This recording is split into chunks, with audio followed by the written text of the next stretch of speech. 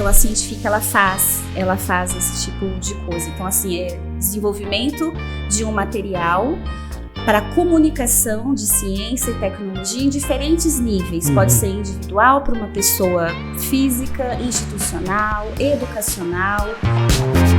Parece que existe uma ruptura aí de relação da população em geral com o universo, né? Eu chamo universo ciência e tecnologia. E essa ruptura não poderia acontecer, porque olha só, nós aqui hoje conversando, nós somos totalmente dependentes da tecnologia. Sim. A tecnologia, ela depende da ciência para ela ser desenvolvida.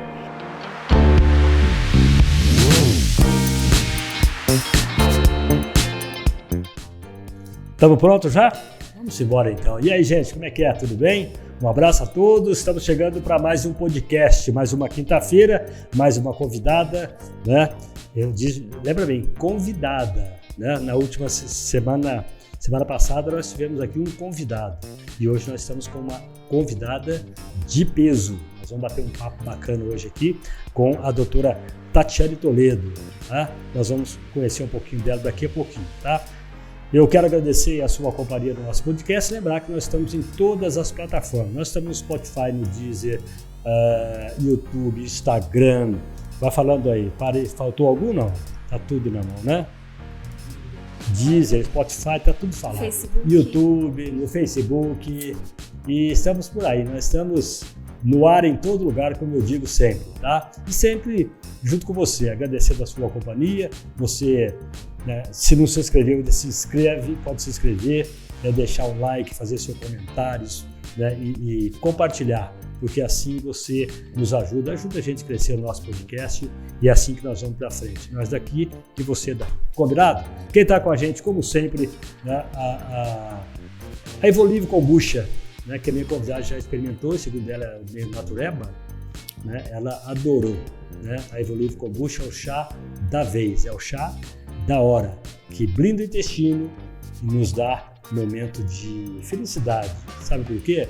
Porque dá momento de bem-estar. Se você está bem, está feliz. É assim que a Evolive Kombucha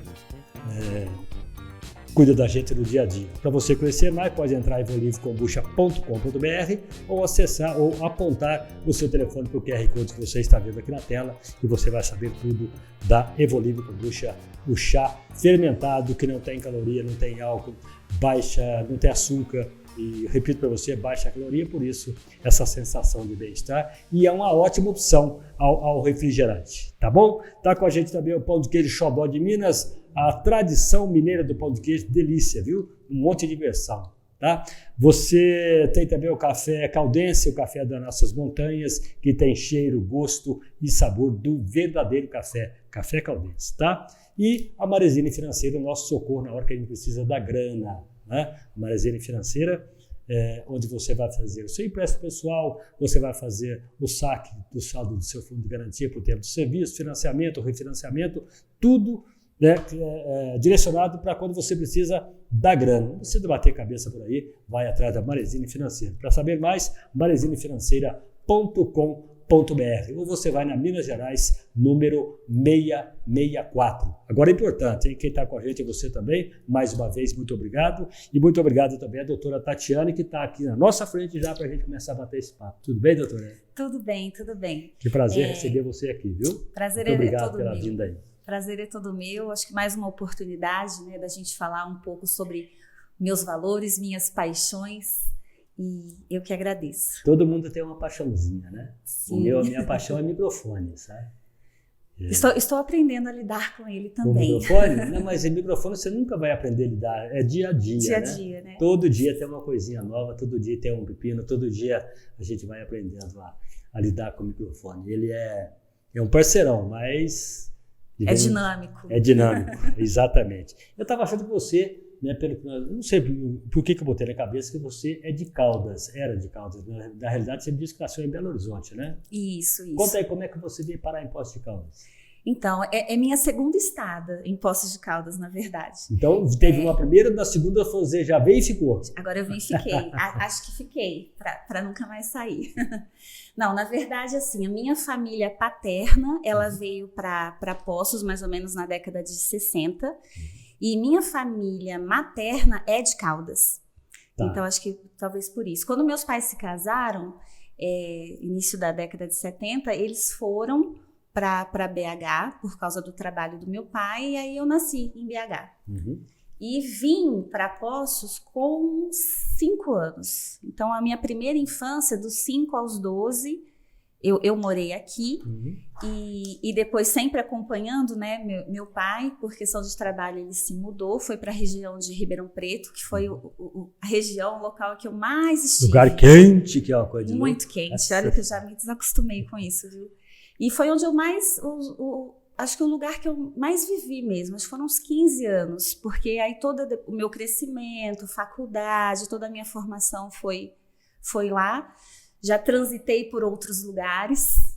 E minha última morada antes de Poços foi BH novamente. Ah, tá. Então você foi lá, voltou, Minas, agora aqui em Poços de Caldas. Isso, fui para o exterior também, por questão de trabalho. Trouxe uma herança para sempre. Minha filhinha mais nova, ela nasceu na Espanha. A Ayla, exatamente. E agora eu tô aqui. Agora quase 4 anos. Ela tem quantos anos? Ela tem 9. 9 anos. E aí eu tenho uma mais velha de 15. Ah, então são duas filhas. Muito legal, muito bom. E eu estava vendo aqui, gente, aqui eu conheço todo mundo, né? Muita gente aqui, e eu acho que não estava no rádio ainda, eu já conhecia um jornalista, um radialista, o Isidoro Júnior, né? E ela é neta do Isidoro Júnior. Então, eu estava me lembrando quando você me mandou aquilo tudo, que eu pedi para você mandar, e colocou que ela era neta do Isidoro Júnior. Eu falei, poxa vida, né? Como é que o mundo é pequeno? E eu me lembro quando eu era moleque, a gente chamava, né, urubu de rádio, o cara que quer entrar no rádio, então ele fica por ali tentando chegar, tentando entrar, tentando falar, esperando aquela oportunidade, né? Como todo mundo faz. Então, eu era esse urubu de rádio, eu me lembro muito bem do Isidoro Júnior, com um cabelinho branquinho, assim como o meu, não tinha cabelo branco, meu cabelo era pretinho, tinha mais cabelo aqui. Nossa, eu não me lembro do meu avô sem os cabelos brancos. Né? E ele usava um óculos verde bem escuro, né? Me lembro muito bem dele.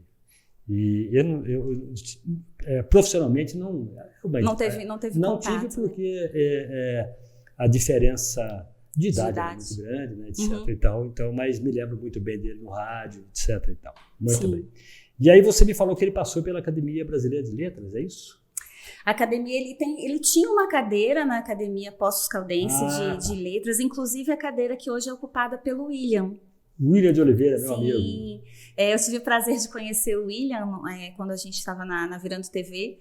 E aí ele me falou, ele me presenteou com um livro em que um dos capítulos ele fala sobre meu avô e ainda falou, nossa, Tati, olha que orgulho, eu ocupo hoje a cadeira que foi do seu avô. Eu falei, que legal. O William é um grande cara, viu? Ele é uma meu amigo de infância, de jogar bola na rua. Ai, que legal, ele é muito, muito, muito legal mesmo. E daí seu pai também, ele além de jornalista, seu avô, além do rádio, ele foi presidente da ASE, da Associação Sul-Mineira de Imprensa. Não, o Vozelli, José Isidoro Júnior, né? Mas o Vozelli teve à frente da ASE durante muitos anos mesmo. E ele era um cronista, assim, esplêndido, escrevia super bem.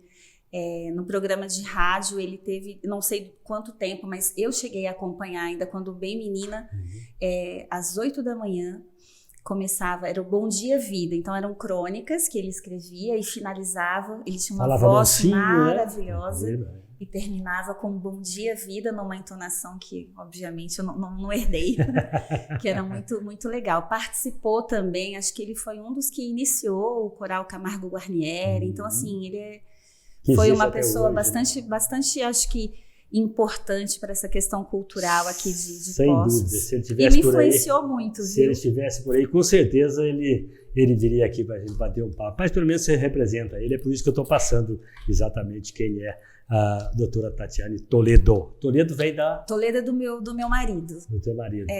Na verdade, a primeira vez que eu optei porque assim, na academia, né, a gente vai falar sobre isso, a gente tem as assinaturas, né, nas nossas publicações científicas e a gente sempre vai acrescenta o nome. Como eu escolhi colocar o nome do meu marido, a gente tem um hífen, né, que separa o nosso último nome do nome do meu marido. É a primeira vez que eu me apresento como Tatiane Toledo, exclusivamente. Primeiro, para facilitar, e segundo, porque quando eu cheguei aqui em Poços, eu fiquei nessa dúvida. Eu usufruo do benefício de ser neta do meu avô e me apresento como Tatiane de Carvalho Isidoro Toledo, ou eu vejo como vai ser a receptividade da cidade e não colocar de cara o Isidoro. E como eu sempre gostei da parte mais difícil, eu acabei escolhendo aqui em Poços, nesses 4 anos, quase 4 anos que eu estou aqui, a me apresentar sempre como Tatiane Toledo. Você fica tranquilo que tem um ditado que diz o seguinte: não é o nome que vai fazer você que vai fazer seu nome. E com essa simpatia tua aí, com certeza, teu nome já está feito. Com até porque, quando eu falei com a Aline, fui lá na Câmara Municipal para falar com ela falou, Marquinhos, eu tenho uma convidada bacana para você. Ela me falou de você. Eu falei, opa, vamos ligar para ela já. A Aline é uma graça. A Aline foi uma pessoa que eu conheci durante a pandemia e assim, a gente estabeleceu uma afinidade assim, incrível mesmo. A gente já fez vários trabalhos juntas. E ela, eu falo para ela assim, a Aline é minha assessora, sem ser. Porque ela já me apresentou inúmeras pessoas, foi quem, né, nos colocou em contato, me colocou em contato com outras pessoas também. Trabalhamos juntos, é uma tremenda jornalista, né? Uma gracinha. Muito bem, vamos lá, vamos saber, vamos falar um pouco do teu caminho profissional, né? Sim. Aqui diz, jornalista científica e pesquisadora de formação. Isso. Até aí tudo bem, jornalista científica, se bem que eu não sei exatamente o que é ser uma jornalista científica, mas esse de formação, o que quer dizer estudo? Sim, na verdade, assim, olha, minha formação, né, a gente pode colocar que teve início na graduação, né? Então eu sou formada em farmácia bioquímica pela Faculdade de Ciências Farmacêuticas de Ribeirão Preto, a USP, isso. E desde que eu entrei na faculdade, isso é muito interessante. Quando eu optei pela faculdade de farmácia e bioquímica, desde sempre eu já sabia que eu não iria exercer a minha profissão como farmacêutica. Eu buscava uma profissão que me desse uma base de formação teórica, que abrisse portas para eu embarcar naquilo que eu mais amava, que é a pesquisa. O desenvolver a ciência. E eu considero o curso de farmácia e bioquímica, especialmente o que eu fiz, a maneira como a grade curricular é formada, dá uma base assim incrível para você conseguir tramitar e, transitar por diferentes setores. E uma vez que você entra na faculdade, dentro de uma faculdade, né, como a USP, que tem como um dos pilares principais a pesquisa, a gente, desde o começo, no meu primeiro ano de faculdade, são 5 anos de faculdade, um curso integral, eu já fazia iniciação científica, que é quando a gente começa realmente a caminhar, né, por esse setor de ser um pesquisador no país. E foi uma sucessão de escolhas naturais para quem escolhe e abraça mesmo a carreira acadêmica. Então, terminando a graduação, eu cheguei a atuar como farmacêutica, porque em determinado momento, no meio da graduação, eu fui descobrindo, né, um leque de possibilidades de atuação do profissional e me encantei com algumas delas. Então, eu fui farmacêutica responsável pela farmácia de uma unidade dentro do que na época se chamava distrital, dentro do sistema de saúde. Então era um centro de saúde escola em Ribeirão Preto, né, que tinha uma associação com a Faculdade de Medicina, e então você tinha todas as especialidades médicas, você tinha que cuidar de toda a questão realmente de assistência farmacêutica, de centenas de pacientes. Eu sou concursada do estado de São Paulo e fui farmacêutica também responsável dentro de uma farmácia de um hospital psiquiátrico.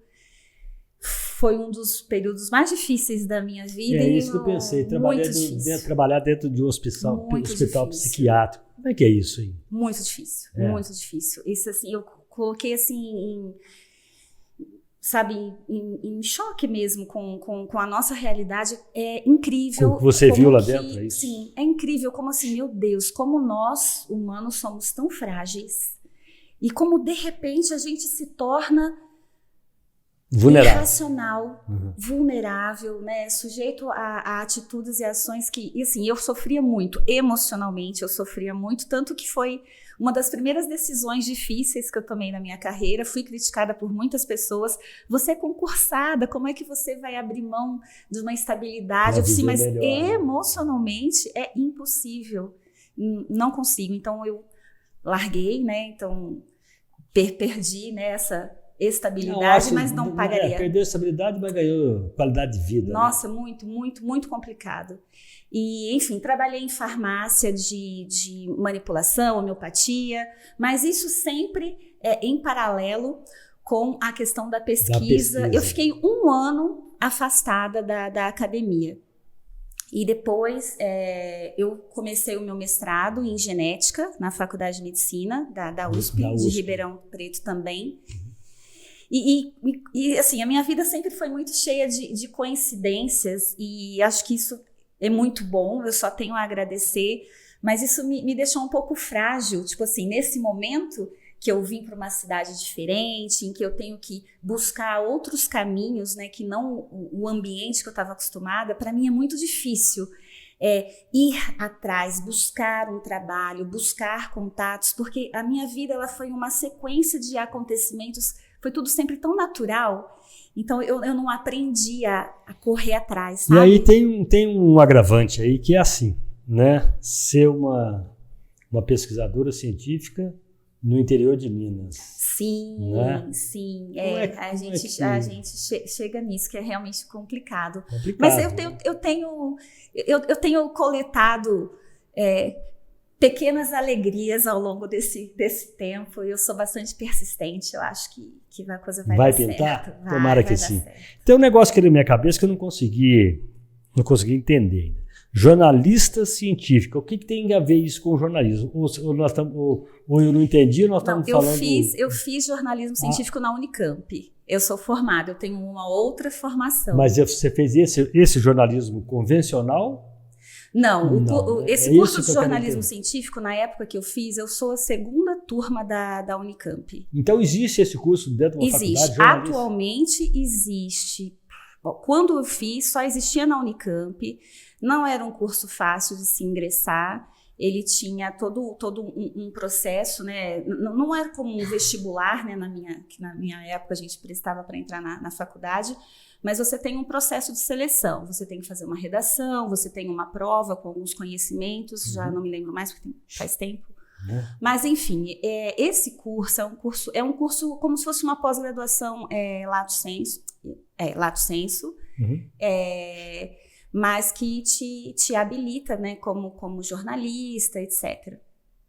E é um curso em que 50% da turma é jornalista de formação e 50% da turma é acadêmico, cientista de formação, que era o meu caso. Quando eu fiz, né, o processo de seleção na Unicamp, eu já estava no meu doutorado, eu já estava fazendo meu doutorado, então eu fiz simultaneamente os dois. E é um curso assim incrível, porque o que acontece?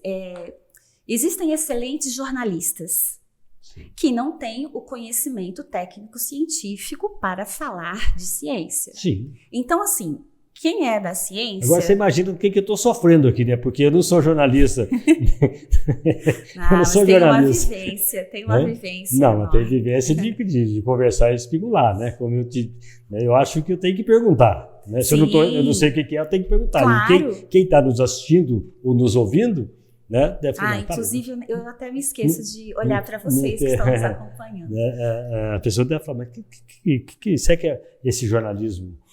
A matéria que cai é esse jornalismo convencional que trata de política, de economia, a gente tem uma série de disciplinas que você tem que fazer. Então assim, a gente recebe, a gente tinha aula com pessoas assim incríveis, sabe? Então assim, todo o processo de aquelas noções básicas do o que é um lead, como você deve escrever a pirâmide invertida, que a gente na academia aprende ao contrário, sabe? A gente começa com o grande vai diminuindo, enfim, melhor maneira de escrever, exatamente para ter uma troca de informações, sabe? Entre os jornalistas e os pesquisadores, porque os pesquisadores, nem todo pesquisador, ele comunica bem a sua pesquisa. Nem todo cientista comunica bem a sua ciência. Uhum. E eu acho que esse é um dos grandes motivos para a gente ver... parece que existe uma ruptura aí de relação da população em geral com o universo, né? Eu chamo universo ciência e tecnologia. E essa ruptura não poderia acontecer, porque olha só, nós aqui hoje conversando, nós somos totalmente dependentes da tecnologia. Sim. A tecnologia, ela depende da ciência para ela ser desenvolvida. Então, assim, se cada um parar para pensar o quanto a ciência e a tecnologia faz parte do nosso dia a dia, e ela está presente em tudo, em tudo, né? A minha área de formação é a parte de saúde, né? Ciências biológicas. Quando você fala em pesquisa científica na área da saúde. Sim, toda a pesquisa que eu desenvolvi até hoje foi na área da saúde. Perfeito, você me economizou uma pergunta. Então, se a gente pensar todas essas questões, né, de o desenvolvimento de um novo medicamento, a descoberta de como diagnosticar uma nova doença, como lidar com uma nova doença, enfim, tudo tem ciência. Tudo tem ciência. E eu acho que um dos motivos, né, como eu estava dizendo anteriormente, das pessoas se acharem muito apartadas desse universo e não enxergarem que, meu Deus, eu tinha que ter interesse, eu tinha que saber ler, é a comunicação dos próprios pesquisadores. Porque eu tenho um tipo de comunicação, eu posso falar de ciência com você, dos assuntos mais difíceis e complexos, de uma maneira que você entenda, obviamente sem entrar em muitos detalhes, mas que você tenha uma noção do que a gente está falando. E se eu tiver um pesquisador aqui, o tipo de conversa é totalmente diferente. Que eu vou ficar sentado aqui, de repente, vou ficar sentado aqui do lado sem saber... Sim, porque então, essa comunicação de pesquisador para pesquisador, que a gente chama de uma comunicação entre pares, ela é extremamente importante, ela é imprescindível para o avanço. Mas ela é muito técnica, né? Muito técnica. E ela por isso precisa que eu vou ficar boiando. Sim, mas mesmo eu que sou cientista, né, pesquisadora, não são todos os assuntos que eu domino num nível de detalhes. É claro que não. Né? Tipo assim, mas você tem caminho e estrutura para eu consigo chegar. Sim, eu vou aprender muito, eu vou ter toda uma base de formação para compreender. Exatamente. Né? E essa outra comunicação, que seria eu falar o mesmo assunto que eu estava conversando com o pesquisador com você, a gente precisa fazer como se fosse uma tradução, né? Então a gente tem que mudar o linguajar, você fazer uma associação de todos os termos técnicos. Trazer, de repente, para o coloquial, né? Para o coloquial, sem perder a essência do que aquele técnico importa, sabe? Para falar com a pessoa que está ali, nos assistindo ou nos ouvindo, usar palavras menos técnicas para essa pessoa, palavras do dia a dia. E sem aprofundar, né? Muito. Né? Você tem que ter um mínimo de informação para ter uma noção geral de um determinado fato e não ficar à mercê de ouvir coisas outras que vão totalmente contrárias à verdade científica, só que sem ter o mínimo de base, você acredita. A gente está falando aqui de usar palavras, né, menos técnicas, usar palavras mais do dia a dia para as pessoas entenderem, né? Sem sair do foco, sem se mudar. Sim. O foco da história, né? Então, e eu falava antigamente no meu início de rádio, por exemplo, eu dizia, agora são 22 horas, agora são 23 horas.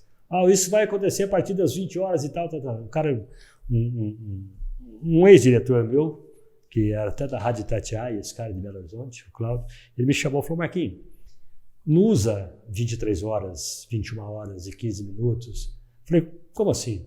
Usa 10 e 15, 11 e 15, isso é da manhã. Falei, não, nós temos que trabalhar assim, porque à noite o cara já sabe o que é. Então você tem que usar 10, 11 da noite. Vai ser amanhã a partir das 11 da manhã. Vai ser amanhã a partir das 11 da noite. Sim. Entendeu? E daí eu passei a trabalhar dessa forma. Ele falou, nós temos que usar palavreados que as pessoas entendam. Porque tem muita gente que não saca 22 horas. Mas que hora que é mesmo 22 horas? Ele falou, tem gente que tem uma estrutura escolar, né, melhor, que vai entender. Agora tem gente que sabe que 11 horas é 11 horas da noite, é 11 horas da manhã, então você tem que usar também. Eu tenho uma experiência parecida com essa dentro ali do meu universo, mas que eu falo assim, nós somos o que somos hoje por causa de todas as experiências que nós tivemos até ontem, né? Ou até alguns minutos atrás. Eu disse que eu fiz a faculdade de Ciências Farmacêuticas e não pretendia exercer a profissão, mas uma coisa que eu aprendi muito e que me ajudou muito nesse trabalho, né, de divulgar a ciência para qualquer tipo de pessoa foi a minha experiência como farmacêutica dentro do Centro de Saúde Escola. Quando a gente tinha que monitorar as vindas mensais dos pacientes, aqueles pacientes que faziam uso crônico de uma determinada medicação, e a gente percebia que, falou assim, olha, tal pessoa, ela veio 10 dias antes e ela me afirmou que a medicação dela acabou. Ou tal pessoa atrasou um mês, o que aconteceu, né? E aí a gente começava a conversar e aí a gente vai também criando uma sensibilidade, então a gente descobria que de repente aquele determinado paciente ele não sabia ler. E na prescrição dele que estava escrito meio comprimido de dia e 1 comprimido e meio à noite, a pessoa tomava a medicação errada. O cara não sabia que 1 comprimido, meio comprimido, o cara não sabe isso. Né? E tem uma paciente que me marcou muito, porque agora, era uma só para fazer uma pergunta, se você tivesse escrito assim, meio comprimido... Não, eu vou te dizer, eu fiz melhor do que isso. E assim, foi muito gratificante para mim. Uma senhorinha que fazia uso de um medicamento... Já sei, você foi lá e partiu o comprimido para ela. Eu desenhei. Ah, é? Eu desenhei. Eu lembro que esse caso específico, ela tinha um medicamento, era o mesmo medicamento. Eu não me lembro exatamente, né, se era meio 1 tal, mas enfim, ela tomava de manhã, na hora do almoço e de noite. Aí eu fui conversando com ela, primeiro eu descobri, porque as pessoas elas têm dificuldade de falar das suas limitações, independente de quais sejam, né? Então, primeiro eu percebi que ela não sabia ler. E, obviamente, em momento algum eu falei sobre isso, mas eu falei assim... eu acho que a senhora deve estar confundindo, né, como tomar sua medicação. Vamos desenhar? Só não acho que fica mais fácil? Aí eu peguei um comprimidinho, né, mostrei para ela que ele era sulcado, que é quando tem aquele cortezinho assim. E aí falei para ela, olha, a senhora tá vendo que esses 2 pedacinhos são iguais? Então, isso daqui é a metadinha de um comprimido, metadinha do outro. De manhã, a senhora tem que tomar metade. Então, vamos desenhar uma metadinha aqui? Então, eu desenhei só a meia-lua e desenhei um solzinho. A senhora gosta de tomar que horas? No café da manhã? Então, vamos desenhar uma xicrinha de leite? E aí, depois, na hora do almoço, fiz um pratinho, tipo, era 1 comprimido e meio ou 1, não importa. Mas eu fui fazendo os desenhos para fazer... Gente, a minha alegria no mês subsequente, quando ela veio na data certa, e a alegria dos olhos que ela me mostrou por ter dado certinho. Ela falou assim, você acredita que eu só tenho mais o de hoje na hora do almoço e de noite? Eu falei assim, olha que perfeito. Então, assim, e foi nessa época, logo depois que eu me formei, que eu percebi que eu tinha muita facilidade de conversar com diferentes públicos. Comunicação pura. Com diferentes públicos. Então, aquela história que o cara fala assim, você entendeu o que é que eu desenho? Isso não é ofensa. Pois é, não deveria ser ofensa, mas é incrível, porque são as diferentes formas, né, de você se comunicar. Para chegar até as pessoas, você tem que ter alternativas. Eu gesticulo muito também. Doutora, aqui está falando do seguinte, cultura, ciência e comunicação. Sim. Olha, atualmente, depois de todo o meu processo aí na academia, né, eu tinha falado que eu tinha feito mestrado, e depois do mestrado eu fiz o meu doutorado, eu fiz 3 pós-docs. Pós-doutorado, ele é... Como a profissão de pesquisador no Brasil, ela não é uma profissão regulamentada, então você não tem nenhum direito trabalhista, você não tem um salário. Mas se você for trabalhar para uma empresa, eu sou pesquisador da empresa tal. Você não é contratado como pesquisador. Você não é contratado a CLT? Não? Como pesquisador, não. Você vai ser contratado como um especialista para desenvolver... Como né, dentro bioquímica ou qualquer coisa isso, assim, exatamente, como farmacêutica. Isso. Mas assim, olha... Hoje o cenário está mudando um pouco. Mas na minha época de graduação, não eram muitas as empresas, as indústrias em que tinham um departamento de pesquisa e desenvolvimento, né? Normalmente a coisa já vem pronta de fora e é processada aqui. No Brasil, a grande maioria dos pesquisadores brasileiros, eles são pesquisadores dentro de universidades, via de regra, universidades públicas, estaduais ou federais, e são contratados como docentes que fazem pesquisa, né? Então, eu que não era até então, né? Eu cheguei a prestar um concurso na UFMG, na Faculdade de Farmácia, como docente de farmacologia. Eu passei e foi a segunda vez que eu abri mão de alguma coisa, mas enfim, eu acabei não assumindo o cargo. Então, assim, como eu não era, né, uma concursada, não era uma docente de uma universidade, nós recebemos o que é conhecido como bolsa, que é muito ofensivo para a gente, porque daí quem não é da área pensa assim, nossa, tá estudando até hoje, que vergonha que não trabalha. E você com doutorado nas costas, como né? assim? Trabalho muito mais, porque a gente não segue o horário convencional, o horário comercial, não tem horário. É de manhã, de tarde, de noite, de madrugada, mas quantas vezes já passei noite no laboratório? Então, assim, a gente trabalha muito, não existe 13º, não existe férias, não existe nada. Teve uma época, logo que a gente saiu assim do doutorado, eu conheço meu marido desde a faculdade, a gente começou a namorar na faculdade, a gente parou para pensar e assim, a gente ficou 10 anos das nossas vidas sem férias.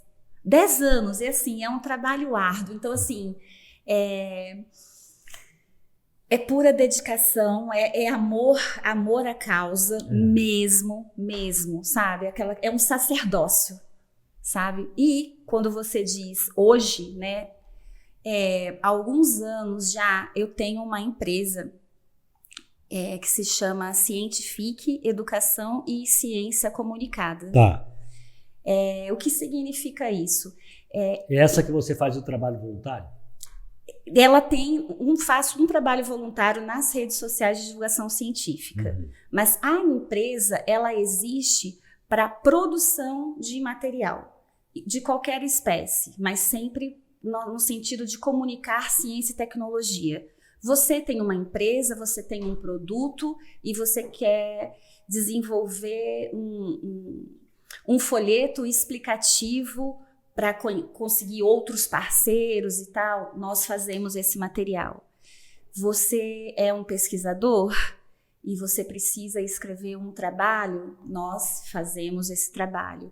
Você quer dar uma aula, nós fazemos todo um levantamento bibliográfico. Então, tudo na área de comunicação, quer seja audiovisual, escrita, muitos médicos costumam me procurar, porque a maioria dos médicos que fazem, né, mestrado e doutorado, raramente eles abandonam a clínica, né? Eles fazem isso para ter a titulação e não tem tempo de fazer uma preparação para um congresso, não tem tempo de escrever a sua dissertação de mestrado, sua tese de doutorado.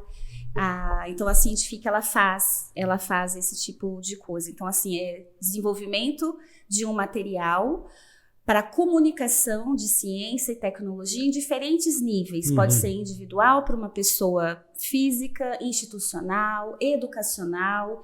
Eu já fiz vários trabalhos para a escola, produção mesmo de apostila. Já fiz podcasts também, com conteúdo, sabe, assim, para usar como material complementar para os alunos. Para o Instituto Bernoulli eu fiz. Me diga uma coisa, com toda essa bagagem nesse segmento, você pode fazer pesquisa, né, ou pelo menos entrar em outra área sem ser de saúde? Ou não? Posso. Só que assim, depois que você tem a sua titulação, a titulação máxima, né, que é conhecida como PhD, Philosophy Doctor, no exterior, aqui no Brasil é o doutorado. Então, as pessoas, elas erroneamente, né, usam o doutor para algumas profissões, é uma coisa socialmente estabelecida, mas quando a gente chama uma pessoa de doutor, supõe-se que ele tenha um doutorado. Né? Então, a partir do momento que você tem esse título de doutor, ele te permite, por isso que fora é Philosophy Doctor, você criar hipóteses. Né? Então, é isso que significa. Né? Então, você estabelece perguntas, cria hipóteses e, seguindo toda a metodologia científica, você vai buscar responder a sua pergunta. Pode ser validada ou não, né? Você confirma, não, olha, a hipótese que eu tinha imaginado, ela realmente é verdadeira, porque eu tenho todas essas constatações, essas evidências que os meus experimentos demonstraram. Eu, por exemplo, no trabalho da Scientific, eu já desenvolvi trabalhos, já corrigi trabalhos de diferentes áreas, não necessariamente da minha área de atuação. Então, assim, o que acontece é que depois de tantos anos, a gente vai consolidando tanto conhecimento que, por mais que nesse momento você me venha com uma área totalmente diferente e que de cara eu não tenha conhecimento, eu tenha que ouvir bastante, a gente consegue fazer as conexões. Porque eu falo, a ciência, você imagina um muro. Cada pesquisa, cada estudo que você faz é um tijolinho. E você vai somando tijolinhos e você acaba consolidando, né, a sua informação. Então, eu acho que todo pesquisador, ele acaba tendo ali uma base, um alicerce que facilita e possibilita que ele acabe se direcionando para diferentes áreas. E você vai passar a estudar, a se dedicar a novos assuntos. Então, mas eu vejo assim, que essa área de pesquisa, e no teu caso é uma pesquisa na área de saúde. De saúde. Mas ela te dá um grande conhecimento, porque para chegar onde você quer, você começa a estudar e pesquisar e ir atrás de um monte de coisa que às vezes inicialmente pode não ter nada a ver com a saúde, mas depois você vai estudando, correndo e trabalhando, você começa a ver que se você juntar aquilo tudo, lá no final, sim, tem tudo a ver. Porque as coisas elas não são isoladas, coisa, né? As coisas elas não são isoladas, existe uma interligação assim imensa, né, das coisas. Então você tem que ter conhecimentos diversos para te dar a base, exatamente para estabelecer essa rede de comunicação. Você vai tecendo, né, com um bocado de elementos, exatamente, que de repente, mas o que será que tem a ver isso daqui? Mas no final lá, entrelaçou tudo e acaba que tem, né, descobriu que tem tudo a ver. Isso através da própria pesquisa, de trabalho. Sim, e você passa a conhecer outros assuntos.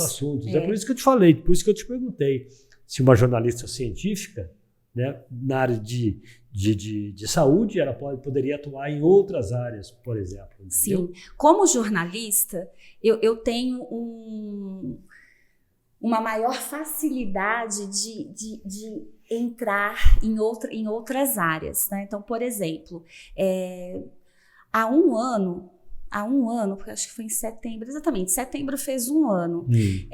Bom, quando começou a pandemia, deixa eu voltar um pouquinho. Quando começou a pandemia e todas aquelas informações, né, informações desencontradas, de repente todo mundo se tornou doutor entendia tudo de vacina, entendia tudo de vírus, entendia tudo de tudo. E a gente ouvia cada coisa assim absurda. E foi, acho que a primeira vez, nesses meus quase 25 anos aí de dedicação à ciência, que eu falava alguma coisa para os meus próximos e eles retrucavam com algo que o vizinho, o amigo, o moço da padaria, que tinha mais valor com o que eu estava falando. Eu falei assim, meu Deus, o que está acontecendo? Devia ter um monte de automedicação por aí, né? Gente, que loucura! E eu não sei, foi uma loucura o que aconteceu. Esse cenário, ele foi me fazendo tão mal emocionalmente. Eu falei assim, gente, eu preciso me manifestar de alguma maneira. Foi quando eu criei as redes sociais da Cientifique no Instagram e no Facebook. @ se você me permite. Sim, claro. Que você cientifique. Como é que é? @ que você cientifique, tudo junto. Tá. Porque o cientifique já existia um perfil relacionado com outra coisa, nada a ver. Porque, na verdade, o cientifique, ele vem do verbo cientificar, tá, né? E eu até falo, nosso slogan é que você informe, que você torne ciente, tá, que você cientifique, né? Então, por isso que daí eu coloquei o que você cientifique.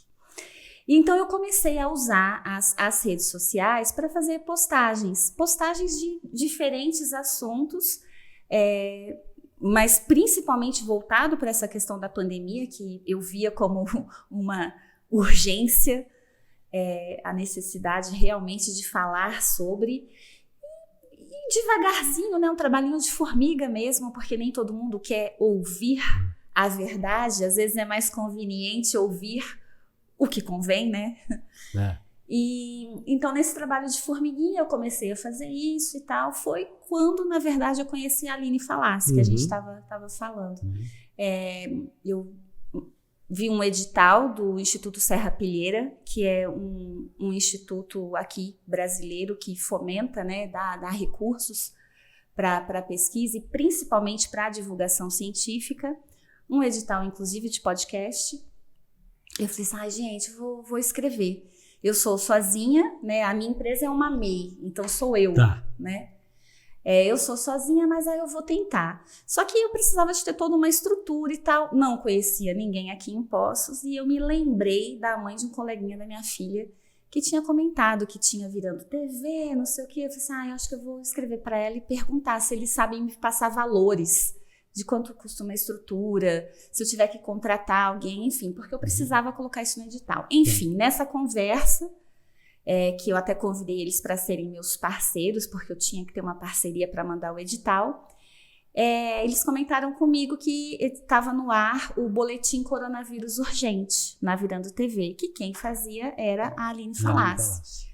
Por que eu não falava com ela?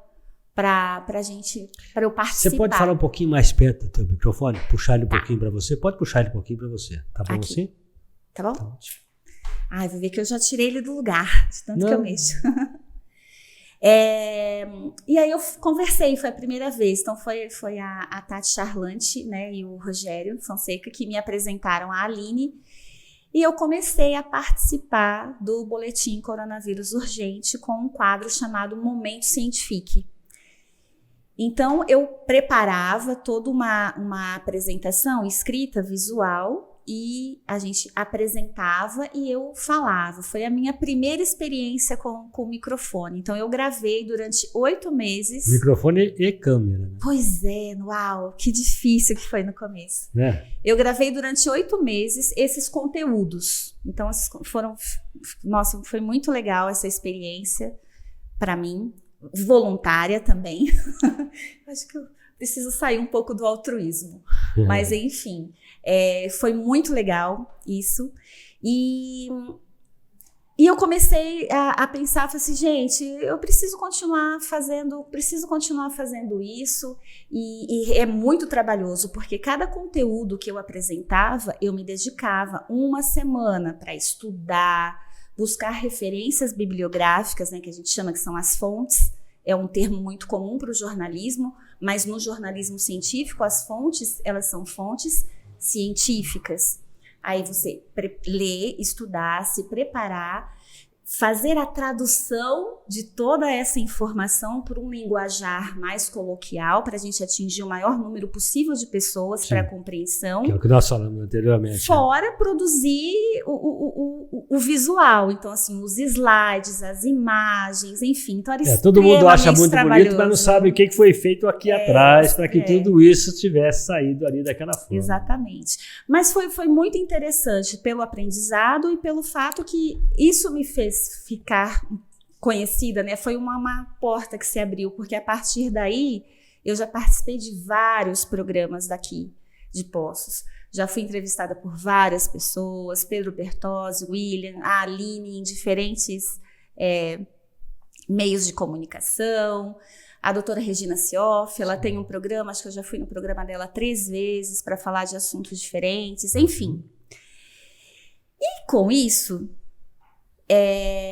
em setembro do ano passado, eu falei assim, eu preciso diversificar, não ficar só no meu estudo tal. Eu comecei a fazer no Instagram, que você cientifique, semanalmente lives nominadas de Momento Cientifique.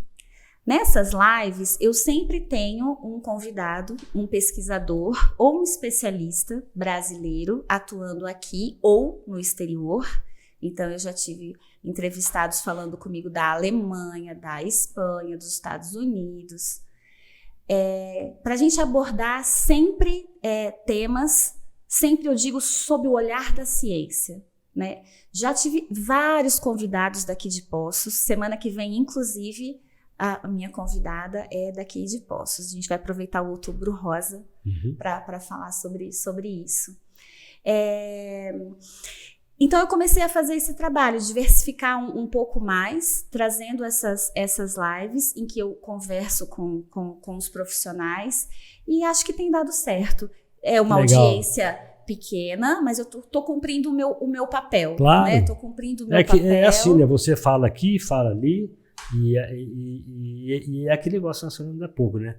Vai tecendo, né? Até chegar ali. Sim. E correr tudo bem. E tem sido muito gratificante. É o que eu digo para você. Eu convido pessoas de áreas totalmente diferentes da minha. Já conversei com historiadores, por exemplo, minha área biológica.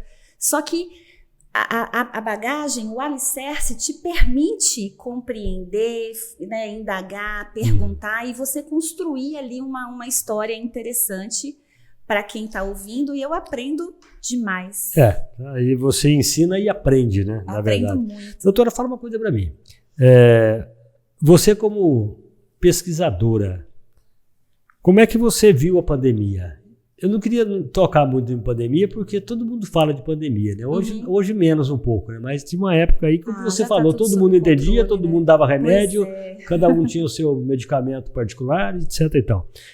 Como é que você, como pesquisadora na área de saúde, como é que você viu a pandemia? Como é que você sentiu? O que foi a pandemia para você? Tenho que te dizer que eu fiquei doente, literalmente. Eu fiquei doente porque eu acho que a gente viveu um momento único em todos os aspectos, tanto positivo quanto negativo. Positivamente, vamos começar com o positivo, que eu acho que sempre vale a pena.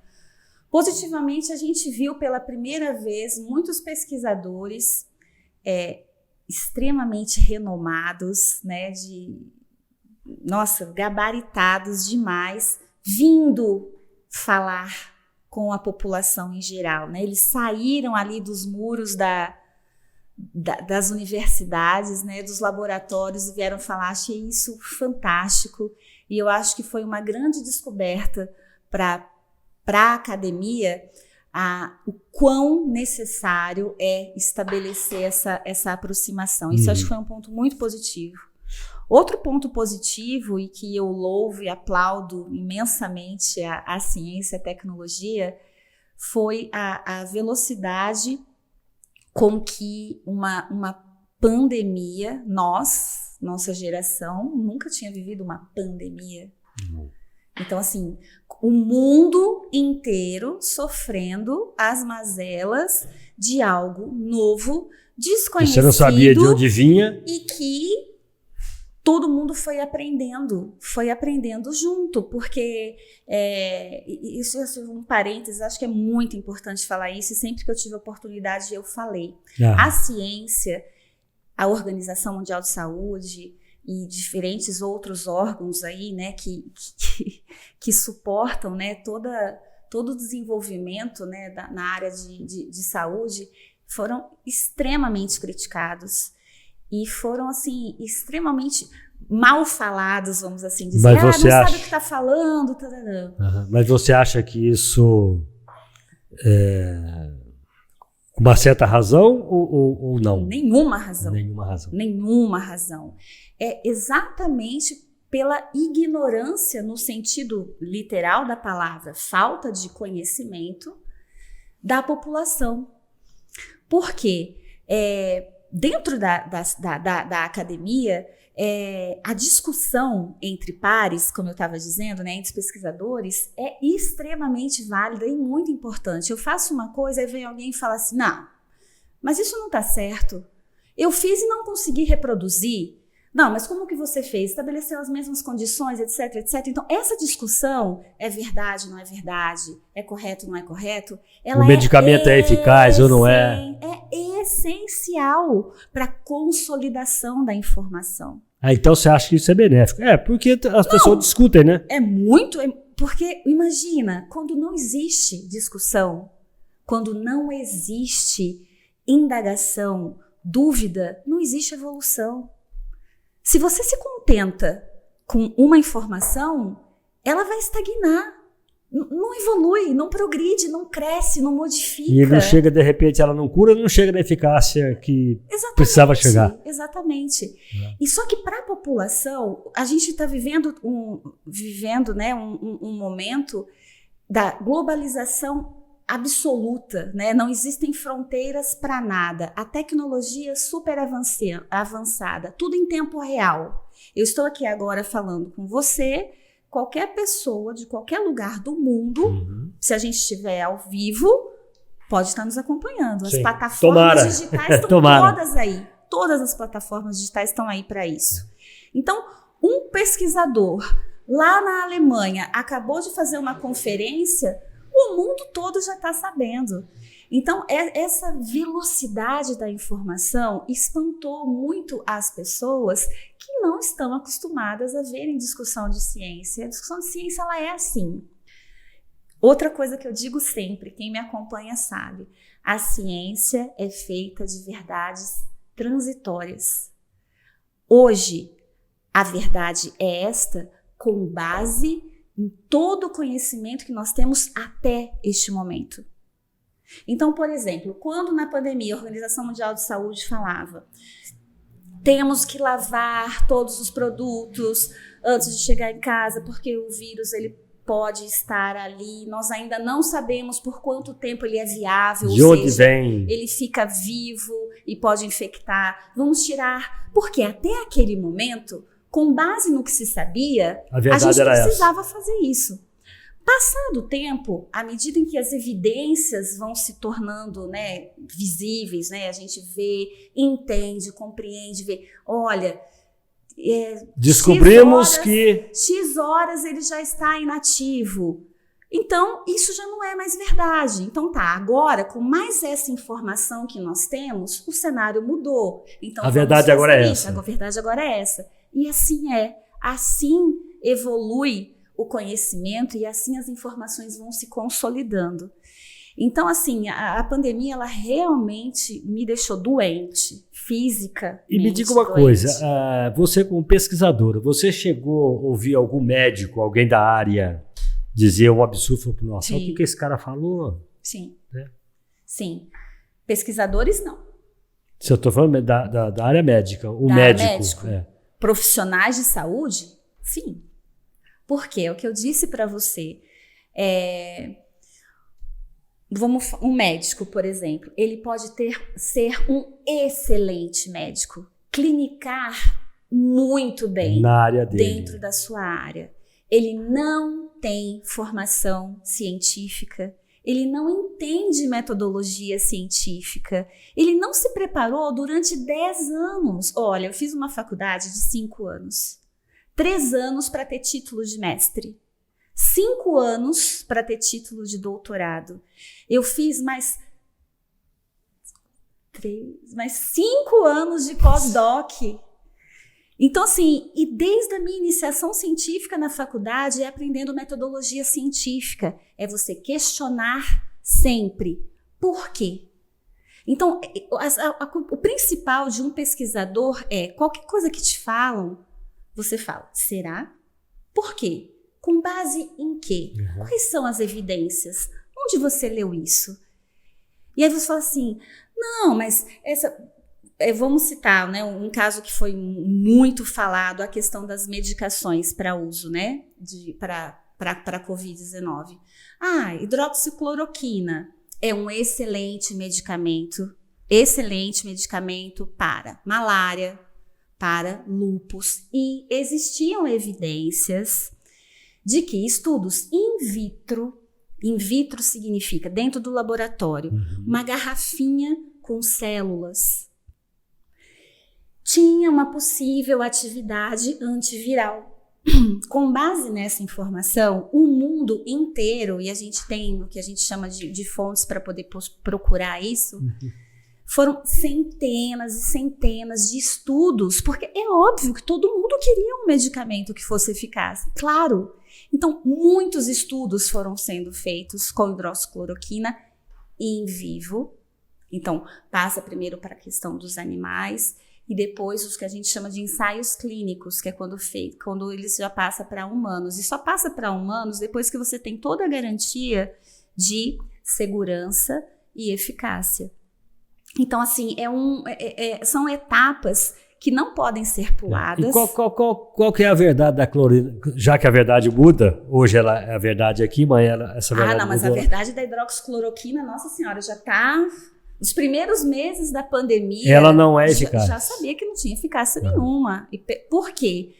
A quantidade de hidroxicloroquina, por você sair de uma cultura de célula, um único tipo celular, em condições controladas, dentro de um laboratório, e passar por um organismo super complexo, que é o nosso corpo, com diferentes células, diferentes coisas acontecendo ao mesmo tempo, para você ter aquele mesmo efeito que você tinha em cultura celular, a quantidade de droga necessária era imensa.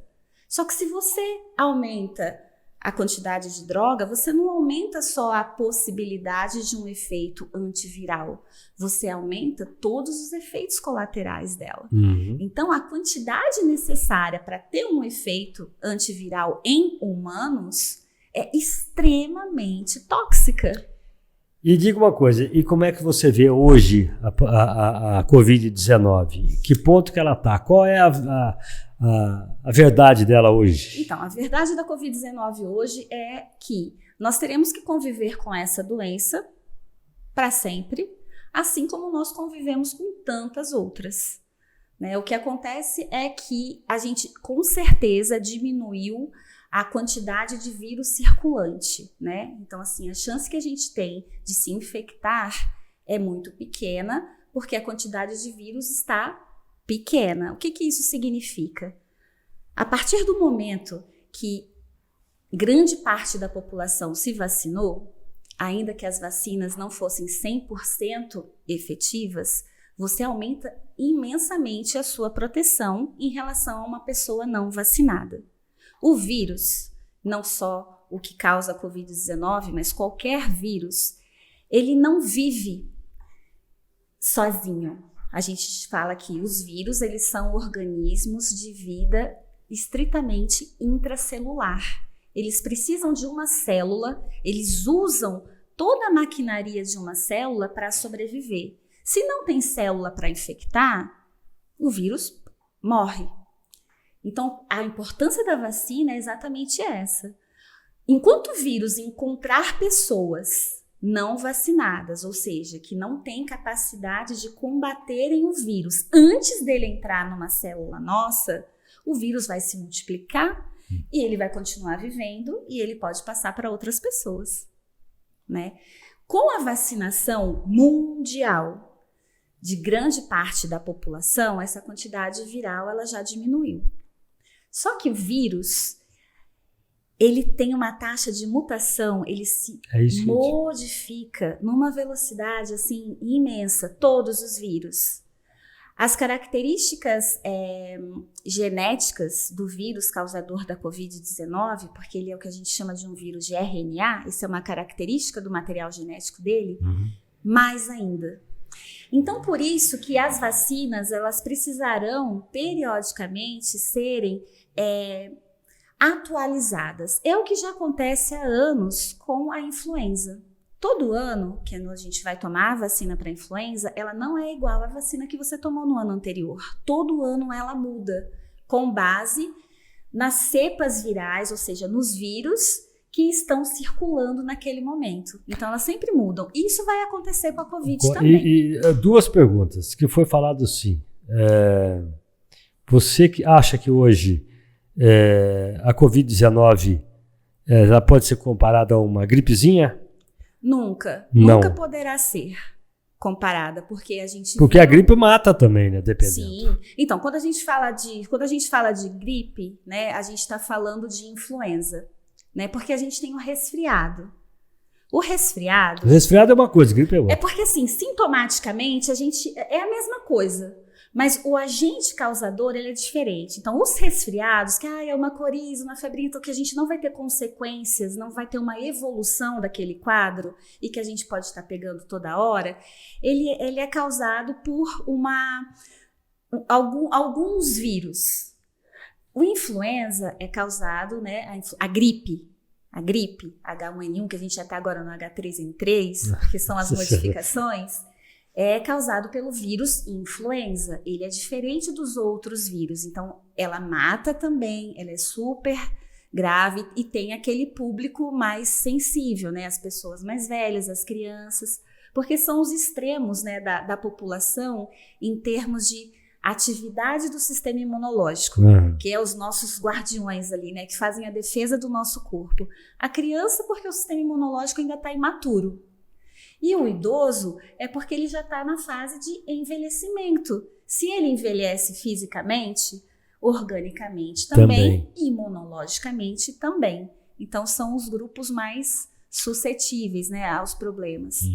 E a Covid, ela não pode ser nunca considerada uma gripezinha, porque se um indivíduo que não está com o corpo preparado para combater o vírus, se é um indivíduo que já tem algumas comorbidades, porque a gente viu que o vírus, né, causador da Covid-19, o SARS-CoV-1, ele é um vírus que infecta predominantemente, ou seja, em maior quantidade, o pulmão, mas ele pode infectar células de outras regiões do corpo. A gente está vendo aí uma série de sequelas, de consequências, chamadas de pós-Covid longa, que as pessoas vêm sofrendo. Que são as sequelas. Que são as sequelas. Então, uma série de problemas. Então, se uma pessoa não estiver preparada para combater o vírus, ela não vai se dar bem se infectando. Ela pode sim falecer e ter uma série de complicações. Então, nunca será uma gripezinha. Muito bem. Chegou um café para nós aí? Cafezinho caldense, pão de queijo xodó de Minas. Ai, que delícia! Como boa mineira, um pão de queijo. Pão de queijo é tudo bom, né? Esse é o xodó de Minas. Ai, que delícia! Um pão de queijo da melhor qualidade. Ai, cafezinho gente, caldense, o café da nossa terra. Para todo mundo. Obrigado. Tá Ai, bom o café? Muito bom. Tá bom. Me fala uma coisa. E eu ouço até hoje de efeito colateral não vamos nem citar as vacinas, mas existe algum efeito colateral? Existe. Não, mas que pode levar a pessoa a óbito, por exemplo? Deixar a pessoa com alguma sequela? Existe, mas num percentual mínimo. Assim como qualquer medicamento, criem o hábito de ler a bula de qualquer medicamento. Então, ninguém lê bula, né? Raramente se lê bula. Tanto que na maioria das vezes, é melhor não ler. É porque a gente não lê. É porque a gente não lê. Todos os medicamentos, raros são os medicamentos que não têm efeito adverso ou efeito colateral. Então, existem aqueles comuns, que a maioria das pessoas terão. Existem aqueles menos comuns, que uma pequena parte da população terá. E existem aqueles raros, e ainda existem os raríssimos, que uma pessoa em 1 milhão terá. Só que, como todo medicamento é assim, quem está prescrevendo o medicamento tem que ponderar. Então, a gente nunca pensa nos efeitos raros e raríssimos, porque se você está tendo uma prescrição de medicamento, é porque na questão de risco-benefício, os benefícios que o medicamento ou que a vacina te trarão, será infinitamente maior em termos de proporção do que o possível risco. O efeito, né? Do que o efeito Hoje colateral. eu conversei com uma pessoa que falou, nossa, eu vou para casa, vou deitar, vou dormir, porque eu tomei uma injeção, ela me dá um sono. É um efeito colateral. Mas é um sono. Mas é um sono. Aí, que não era a primeira vez que ela tinha tomado, até porque ela sabia. Então, de repente, ela chegou, descansou um pouco, dormiu um pouco, acabou o sono. Não é? Muito bem. Come um pãozinho de queijo. Enquanto isso, eu vou falar do pão de queijo Xodó de Minas, né? Para que você passe na Casa do Açaí e experimente lá. Tem pacote de 1 quilo, pacote de 3 quilos, tá? E várias versões. Inclusive o 3 queijos, que vai parmesão, vai provolone e vai canastra. Quer dizer, 3 queijos num pão de queijo só. E olha que não é essência, é queijo de verdade. E aí tem o tradicional, tem o biscoitinho ferradura e por aí vai. Né?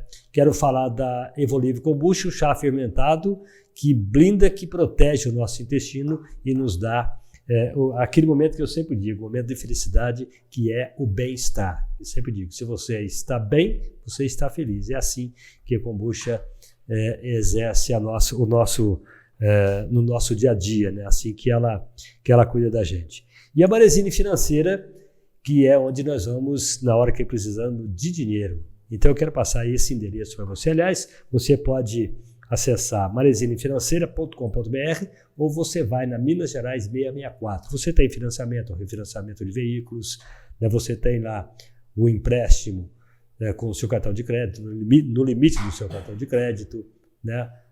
O saldo do fundo de garantia por tempo de serviço e por aí vai. Inclusive você que é aposentado, você que recebe LOAS, agora tem 5% a mais de margem para você. Tudo isso a Marezine leva até você, né, com dinheiro na sua conta de repente no mesmo dia, tá? Esses são os nossos parceiros aqui no podcast Café com Manteiga, que está recebendo hoje a doutora Tatiane Toledo, essa simpatia, hein? Muito bem. Mestre em genética e doutora em biologia celular e molecular. Você chegou a falar alguma coisa disso aí? Não, eu acho que eu não falei quais foram as minhas linhas de pesquisa, né, ao longo da minha carreira acadêmica. Eu sempre, independente do setor que eu estivesse, as minhas pesquisas sempre foram na área de câncer. Sempre. Então, no mestrado, quando a gente pega essa titulação, né, no caso genética, biologia celular e molecular, é porque a gente estudou muito os fundamentos, a base, né, da genética e, no caso, a base da biologia celular e molecular. Mas as pesquisas, elas envolvem todas essas questões, é fundamental para que a gente descubra mecanismos de funcionamento do nosso corpo, como que uma célula ela vai sofrendo todas as transformações e as modificações até se tornar uma célula cancerosa, né, que é o estabelecimento de um câncer. E se a gente ir conhecendo, né, de todas as proteínas, todas as vias que acabam levando, né, a esse processo, e é uma cascata extremamente complexa, a gente consegue também pensar em possibilidades de em algum momento quebrar, né, essas redes. No meu mestrado, eu trabalhei com radiação ultravioleta, especificamente a radiação ultravioleta A e B, que são tipos de radiação, né, do Sol. foi um trabalho bem in vitro mesmo, em um tipo de célula de pacientes que têm uma doença chamada xeroderma pigmentoso. É conhecida como popularmente sobre os meninos da noite. Eles são tão sensíveis à radiação solar, que são pessoas que nunca saem no sol, elas não podem. Isso não tem nada a ver com o albino, é isso? Não.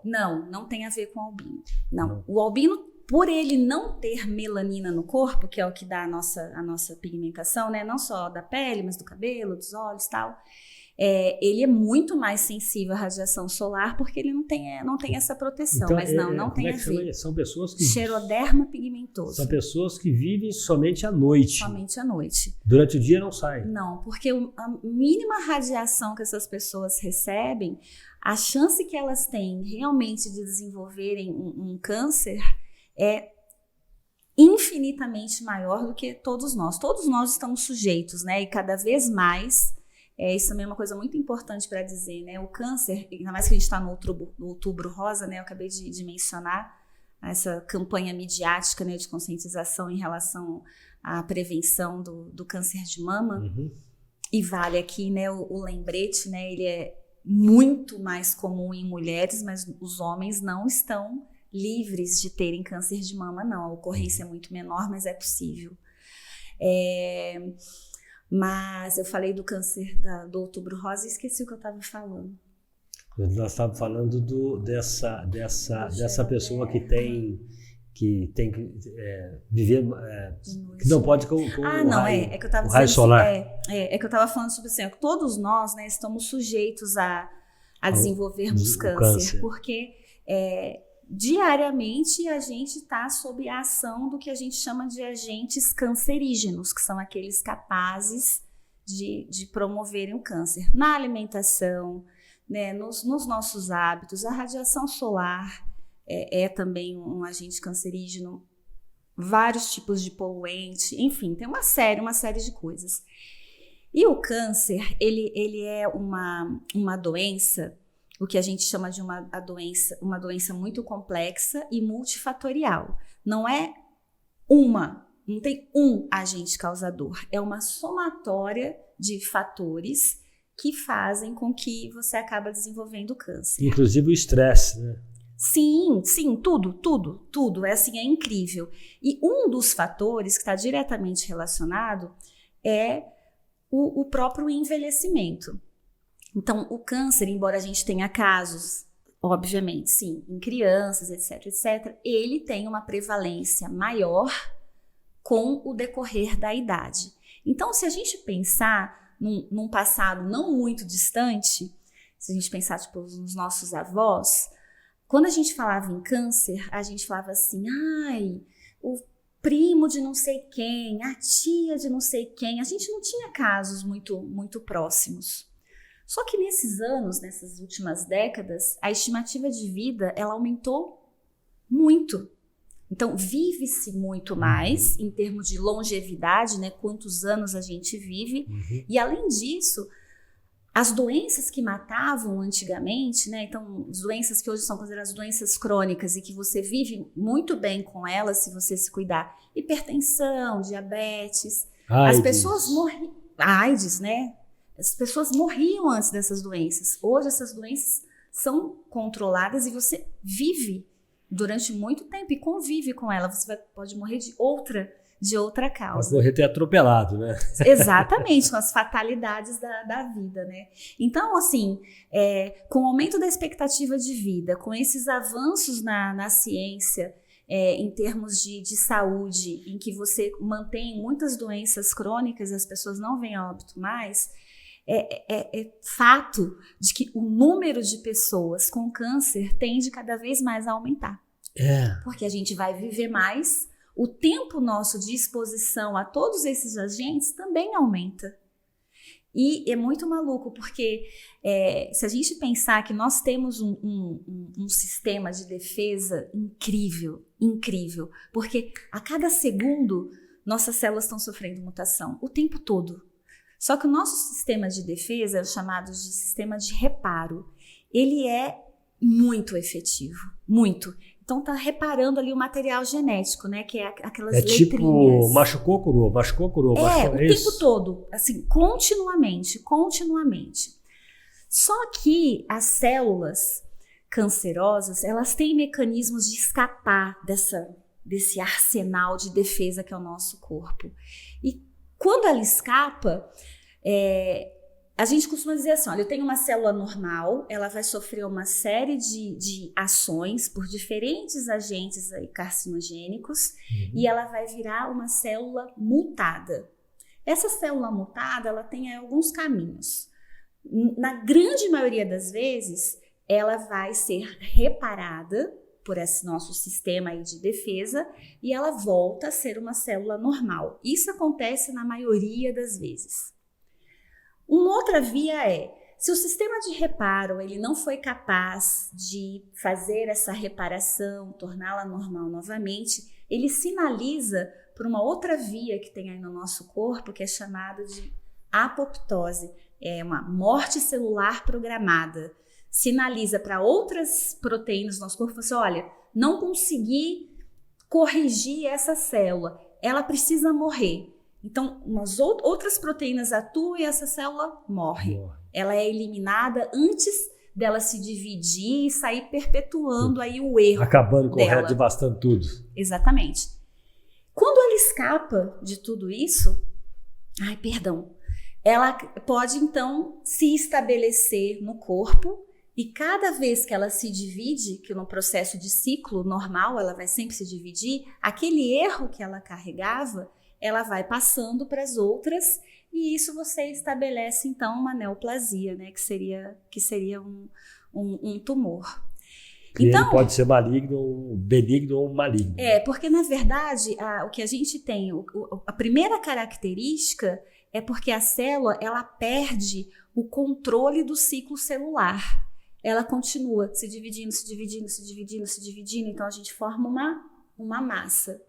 Ela pode ser, como você disse, né, um tumor, não necessariamente um tumor é um câncer, né? Ele pode ser benigno ou maligno, dadas as características, a velocidade com que ele se divide, a capacidade que ele tem de se infiltrar num tecido e migrar para outra parte do nosso corpo. Enfim, aí então ele se torna maligno. E hoje existe, por exemplo, você já trabalhou em alguma pesquisa nessa área do câncer?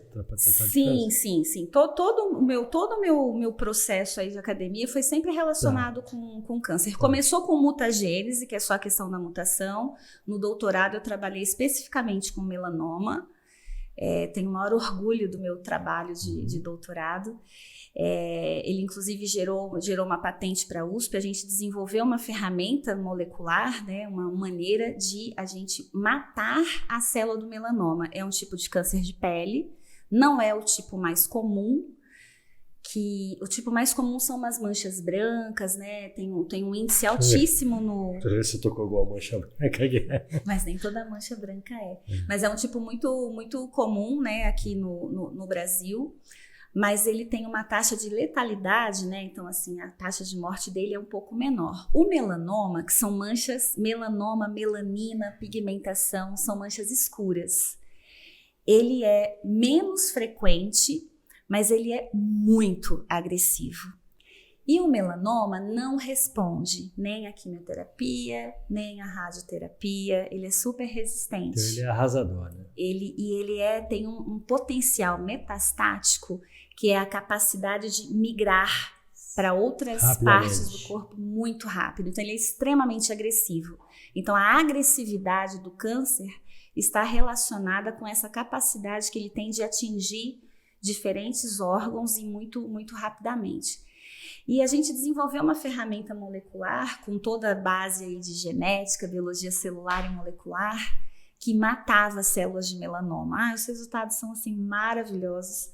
E a gente fez os testes também em vivo, né, em camundongos. Então a gente induzia o crescimento tumoral nos camundongos e injetava esses pequenos peptídeos, que são como se fossem pedacinhos assim de uma proteína, e a gente via a regressão do tumor. Esse meu trabalho de doutorado, ele abriu aí um leque de outros trabalhos que continuam até hoje sendo desenvolvidos lá na medicina.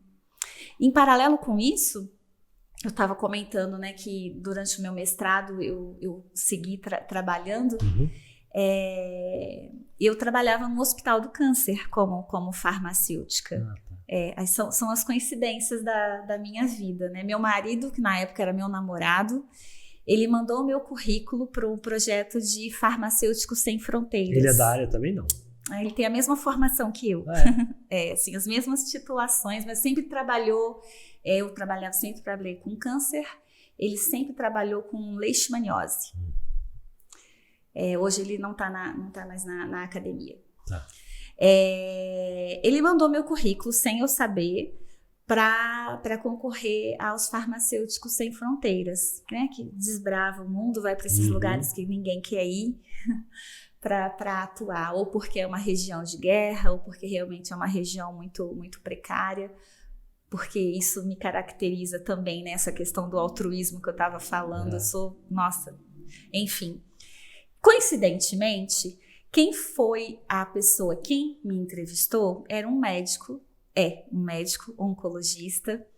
Eu aprendi demais com ele, de Ribeirão Preto, que tinha um projeto paralelo ao seu atendimento, né, em consultório particular, de uma ONG, a Sobecan, que é a Sociedade Benemérita de Combate ao Câncer em Ribeirão. E ele conversou comigo, a gente conversou muito, muito, muito, e contei toda a minha história para ele. A entrevista, nossa, demorou muito tempo. Gente, o que será que está acontecendo? A hora que terminou, ele virou e falou assim: olha, seu currículo vai ficar separado aqui. Aí eu falei assim: meu Deus, vou pro Farmacêuticos Sem Fronteiras, né? E agora? Será que eu tô preparada emocionalmente para isso? Aí ele virou e falou assim: mas não vou dar continuidade no seu processo, não. Eu falei assim: ai, como assim, né? Ele virou e falou assim: esse lugar que a gente tá aqui, e ele marcou a entrevista comigo num prédio, parecia até um prédio assim abandonado, sabe? Eu falei assim: gente, que lugar estranho esse que eu tô vindo, né? Mas a sala dele estava super bem arrumada. Ele falou assim: eu estou construindo o Hospital do Câncer de Ribeirão Preto e eu quero você para montar todo o serviço de farmácia. Ai, gente, foi a experiência mais incrível da minha vida. Legal. Aprendi demais. Então, assim, eu literalmente montei mesmo, de construir a farmácia, de sentar junto com o engenheiro e falar: olha, uma farmácia de um hospital oncológico precisa ter essas características. Puxa o teu microfone só um pouquinho para você. Só puxa isso. É porque eu mexo muito, né? Tranquilo. Eu fico empolgada. Só sobe ele um pouquinho e puxa para você, fica legal. Aí, eu fico empolgada. Tem que ficar mais quietinha.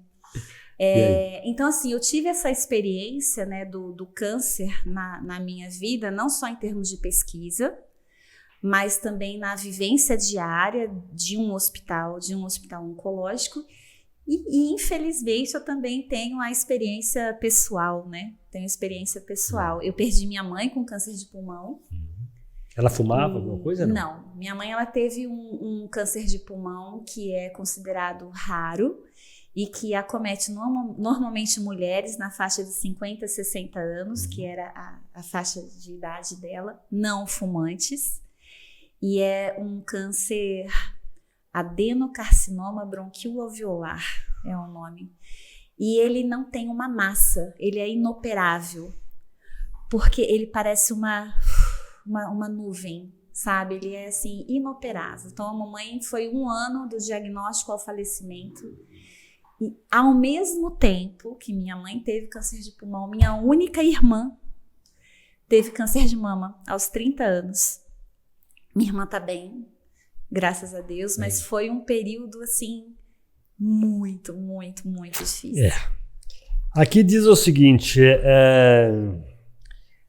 palestras, cursos, né? Você ministra essas palestras de que forma? Sim. Com a minha formação, né, o título de mestre, principalmente, o primeiro título que a gente tem, embora eu não seja professora, né, de formação, né, não fiz o normal e também não fiz pedagogia, A titulação de mestre nos habilita a sermos docentes, né? Mesmo no ensino médio, a gente pode dar aula, mas existe um processo um pouquinho burocrático para as escolas fazerem a validação de titulação. Então, eu poderia dar as aulas clássicas, né? Aula de biologia, aula de química, que estão no meu escopo de formação. Mas como mestre, eu posso dar aula em ensino superior. Então, nossa, já perdi as contas de quantas... doutora, né? Que legal. Já perdi as contas de quantas aulas eu dou. Muito bem. Essa questão de palestra mesmo, isso aí para diferentes públicos, para divulgar diferentes assuntos, né? Cursos, sim, isso sempre há anos. Muito bom. E você quer acrescentar algo mais para a gente matar essa charada aqui?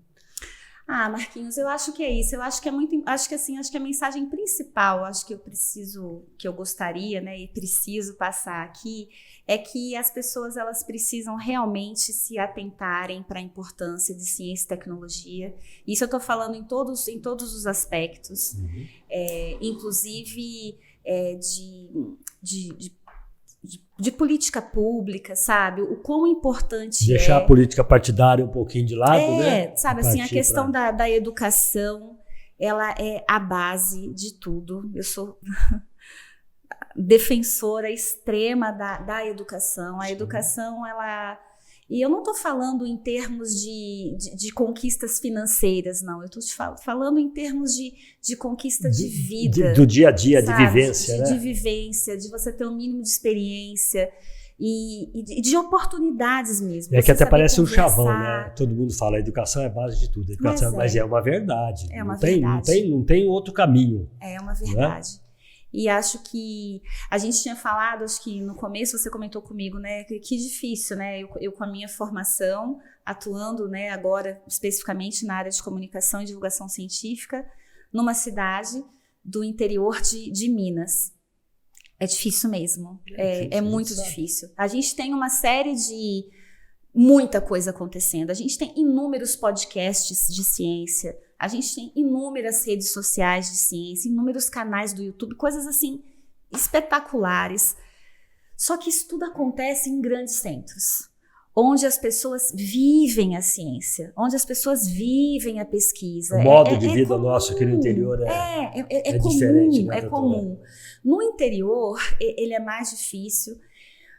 Mas eu acho que eu disse para você, né? Eu venho colhendo pequenas alegrias. Água mole e pedra dura, né? Pois é. Por exemplo, recentemente a gente teve uma conquista que, de certa forma, eu participei e que eu fiquei muito feliz, porque em outubro, eu não vou saber a data, acho que 2003, 2004, nacionalmente, a gente é estabelecido a Semana Nacional de Ciência e Tecnologia. Então, em outubro, numa semana específica, a semana não é determinada, mas ficou-se determinado que é outubro, especialmente os grandes centros se movimentam para uma série de iniciativas voltadas para ciência e tecnologia. Exposições, oficinas, palestras em escolas, enfim, né? E eu conversando com a Aline, uma vez falei assim, nossa, Aline, poxa vida, vamos fazer um projeto? Vamos procurar alguém para apoiar a gente, aproveitando os 150 anos de Poços de Caldas? Vamos fazer alguma coisa voltada 150 anos de ciência e tecnologia em Poços? Vamos fazer uma exposição ou tentar ir numa escola e ensinar os alunos, né, a pesquisarem, eles escreverem, vamos fazer alguma coisa e tal. Eu comecei a me movimentar com ela e falei assim, tudo a gente precisa de dinheiro, onde é que a gente vai, não sei e tal. Mas olha, a coisa não consegui que acontecesse, né? Outubro tá acabando, mas o Flavinho, que é Flávio Lima e Silva. Exatamente, o Flavinho ele falou assim, nossa, Tati, isso é muito legal. Eu não conversei diretamente com ele, né? Isso foi a Aline depois me reportando, que a Aline é assessora dele. A Aline falou assim, nossa, Tati, que legal, você sabe que essa semana nós estamos trabalhando o calendário de celebrações de Poços. Nossa, eu vou falar com o Flavinho o que ele acha disso. E o Flavinho, ele fez uma ementa e conseguiu estabelecer a Semana Municipal de Ciência e Tecnologia aqui em Poços. Eu achei assim fantástico. Uma abertura para você aí. Incrível, eu acho, uma cidade de interior agora ter isso. O mês está acabando, eu não vi nenhuma movimentação, fiquei um pouco chateada. Outros outubros virão. Outros outubros virão. Mas nós chegamos a fazer uma reunião na Secretaria de Educação aqui em Poços com a professora Marilena. Ela foi extremamente receptiva, achou assim fantástico essa questão. Uhum. Eu levei vários projetos, porque eu sou, uma fábrica de ideias. E só que é o que ela disse para mim, né? A Secretaria de Educação em Poços, ela não tem verba. Eu sei que existem inúmeros projetos em andamento, mas o que a Secretaria Municipal faz aqui em Poços de Educação é realmente fazer a ponte entre quem quer fazer alguma coisa e quem vai as escolas. Uhum. Né? Então ela disse que todos os projetos que chegam, eles já chegam financiados, né? Então são indústrias e tal que querem fazer isso, até porque eu acho que tem alguma coisa a ver com abono de coisas que tem que pagar, né? Como é que chama, gente? Esqueci a palavra de impostos, exatamente. Então assim, é muito interessante. Ela comentou comigo que existem 40 projetos acontecendo agora em Poços, né, voltados para as escolas. Então, assim, uau, aplaudo, fantástico. Mas vamos ver se a primeira Semana Municipal de Ciência e Tecnologia em Poços realmente acontece com uma movimentação ano que vem, né? Acho que vai ser muito legal. Muito bom. E para achar a doutora Tatiane Toledo, qual é o seu endereço? Tá, meu endereço é virtual. Sim. A gente pode. Eu tenho o meu e-mail, tatiane.citoledo, tudo junto, citoledo, @cientifique.com.br. Nossas redes sociais, @que você cientifique, tanto no Instagram quanto no Facebook. Meu telefone de contato, eu sou péssima. Eu não sei meu telefone de cor, você acredita? Não sei. Eu vivo esquecendo do meu telefone. Mas não sei. Mas acho que as redes sociais, acho que elas, né, as pessoas... Encontra com certeza. E a Cientifique também, enquanto empresa, ela tem uma página, cientifique.com.br. Vocês podem ter uma ideia, né, do trabalho que a gente desenvolve, os tipos de serviços que nós podemos prestar em geral. E é isso. Eu espero todo mundo seguindo, viu? Acompanhando, para estar sempre bem informado, sempre sob o olhar da ciência. Não existe achismo. Acho que isso é outra coisa muito importante que a gente tem que passar aqui. Opinião, eu posso opinar, mas isso tem que ficar muito bem claro quando nós estamos dando uma opinião e quando nós estamos dando uma informação fundamentada em evidências. Não pode existir assim, eu acho, né? Se faz divulgação científica, não é eu acho. Existem dados que comprovam a fala. Muito bem, doutora, foi muito bom, mas é muito bom falar com você. Adorei. Quero também agradecer aí esse tempo que você dispensou e veio falar com a gente aqui. E deixar o Café com Manteiga à sua disposição para qualquer eventualidade. Adorei. Mais uma vez, muito obrigado, um grande abraço, prazerão te conhecer. Prazer foi todo meu. A Aline deu uma bola dentro de te indicar para que viesse aqui. Espero que nós possamos falar outras vezes. Com certeza. Nem que não seja aqui, mas que seja em outras ocasiões, em outros lugares, para a gente se encontrar e falar um bocadinho. Muito obrigada, viu? Obrigada, Aline, por ter intermediado. Obrigada a todos vocês que estão nos acompanhando. Foi um prazer. Tá bom. Eu quero agradecer também aos nossos parceiros, o Café Caldense. Essa maravilha aqui, ó, né? Você tem torrado e moído na hora, lá na Casa do Açaí. Leva a quantidade que você quiser. Você tem um pacote de 500 gramas a vácuo também. O café das nossas montanhas, da nossa região, é o café, tá? Pão de queijo Xodó de Minas, que a doutora Tatiane estaria saboreando um delicioso, tá bom? Muito bom. Muito bom, fique à vontade. Né? E aí a Evolve Kombucha, o chá da hora, né? O chá da vez, que protege, que blinda nosso intestino e nos dá a sensação deliciosa de bem-estar, né? A Marezine Financeira, quero que você anota sempre aí, marezinefinanceira.com.br. Na hora do dinheiro que você está precisando, não precisa apavorar. Marezine Financeira, o financiamento, o refinanciamento, empréstimo pessoal, saque do saldo do fundo de garantia para o tempo do serviço, o empréstimo no limite do seu cartão de crédito, tudo isso sem consulta no SPC, sem consulta no Serasa, e você lá é dono do próprio nariz, você não precisa de fiador, tá bom? Quero agradecer a sua companhia mais uma vez e dizer a você que toda quinta-feira nós temos aqui um episódio novo do podcast Café com Manteiga. Na próxima quinta-feira nós vamos voltar, fique atento aí nos nossos endereços. Me ajuda aí, Lucão, Spotify, YouTube, Deezer, onde mais? Instagram e Facebook, é por aí que nós estamos, tá? E aí, você quer falar mais uma coisa aí, irmão? cafécommanteiga.com.br. Precisa arrumar o microfone, mas ele não quer essa. Você precisa ter um microfone aí, mas ele não quer. cafécommanteiga.com.br. E aí você nos acha, tá bom? Um forte abraço. A gente se fala na próxima quinta-feira com um novo episódio por aqui. Tá? Fica em paz, vai na fé e até lá.